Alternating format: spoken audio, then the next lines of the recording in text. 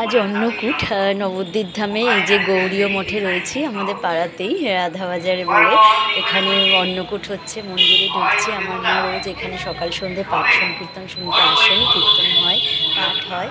এই যে সব ভক্তবৃন্দ বসে রয়েছেন। এই যে সুন্দর দেখো শ্রীকৃষ্ণ, রাধা, চৈতন্য মহাপ্রভু, এই যে অন্নকূট মহারাজজি গীতা পাঠ করছেন। সুন্দর সাজানো হয়েছে, দেখলেই চোখ জুড়িয়ে যায়। অসাধারণ, অপূর্ব।